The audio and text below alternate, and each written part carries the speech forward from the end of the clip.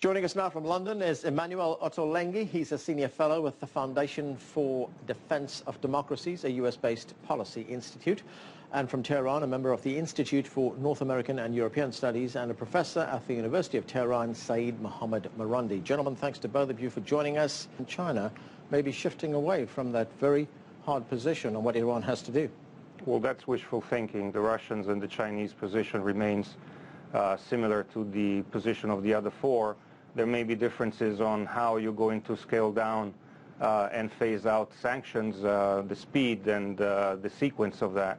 But there is no disagreement on the need for Iran to come clean on its nuclear activities.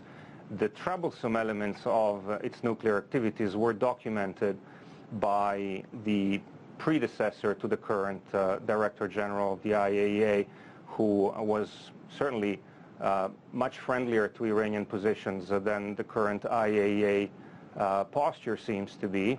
And to question the IAEA, frankly, as the guarantor of the Non-Proliferation Treaty is not an attempt to call for fairness, and it's an attempt to undermine the very foundations on the international order.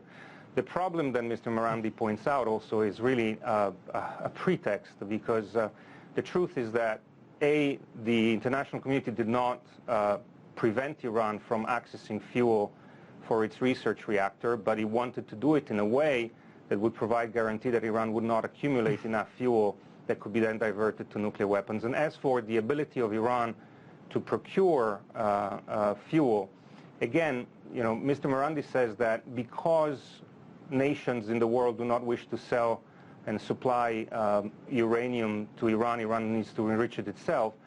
It doesn't really tell why those nations that do not want to supply uranium would supply yellowcake. Iran does not have enough supplies of its own in its own mines to sustain an industrial-sized nuclear program. It will have to procure that fuel from somewhere. So the point is not really about fuel and whether that fuel would be supplied. The point is the transparency and credibility of the claim that Iran is pursuing a nuclear program for civilian needs. Iran has invested, as Mr. Marandi said, billions of dollars over 3 decades and counting on a nuclear program that has yet to produce 1 single watt of electricity. The Iranian people should legitimately ask why so many state resources have been invested in a program that has been run to a large extent in a clandestine fashion, when transparency and a lot less money would have delivered the kind of electricity and medical research which the regime claims it's always pursuing.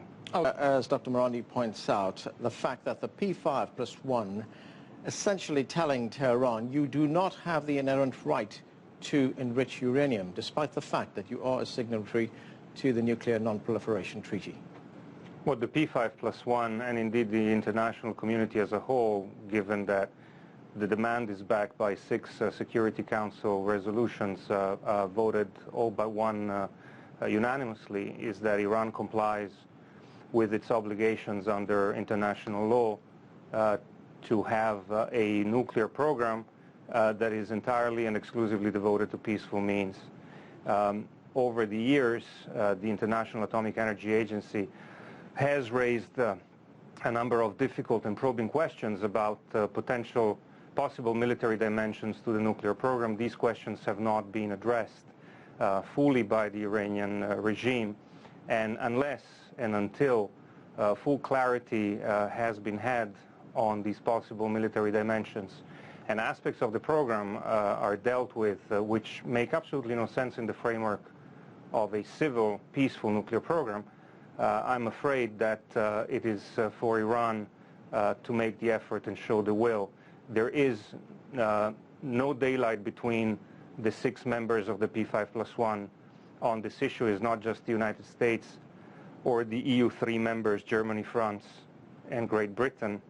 On the issue, the Russian and Chinese position is no different from the other 4 members on this very critical element, which needs to be addressed if a deal is to be had by July 20th or indeed after that. Okay, let me get some clarity of this. Under international law, is Iran allowed to enrich uranium for peaceful purposes?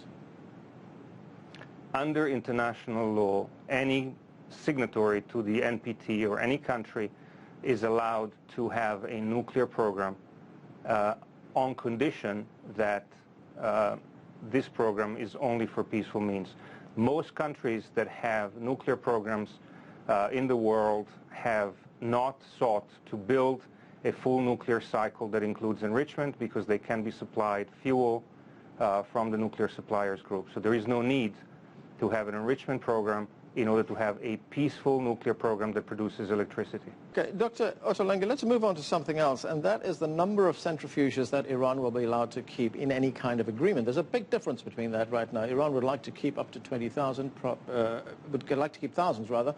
The United States and its allies are talking about a few hundred. There's also this term which is being used called breakout capacity. Which basically, I guess, means, you know, would Iran have the capability to produce a nuclear weapon with the centrifuges that it has after an agreement? How big are these differences, and are these two sides going to be able to overcome them? There are significant differences because, you know, the Western and the P5+1 position indeed is trying to treat Iran with dignity and therefore recognize in principle a demand that they have and which is so important symbolically for them, but also do it in a way that leaves Iran without the capability to quickly enrich enough uranium to weapons grade if it chooses to do so. And that's one of the reasons why the number of centrifuges is so important.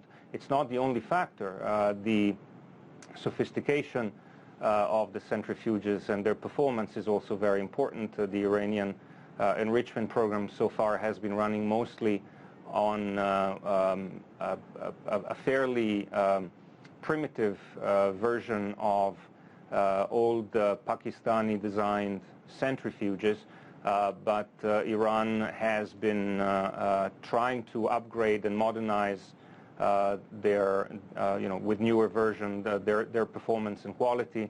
There are a small number of more advanced, not the criterion, much more advanced centrifuges can exponentially reduce the breakout once they're installed. So the issue is not just the number of centrifuges, the issue is also the ability of the international community to monitor in a much more intrusive fashion Iran's nuclear activities as we move forward.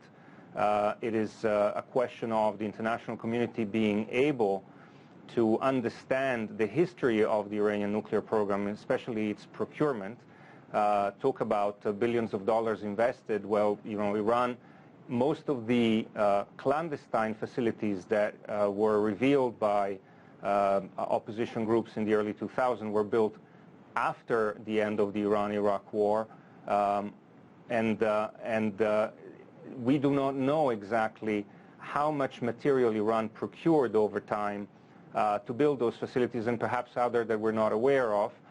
We haven't been able to get an Iranian agreement. All right. Scientists be interviewed to answer probing questions. So the centrifuges are important. They're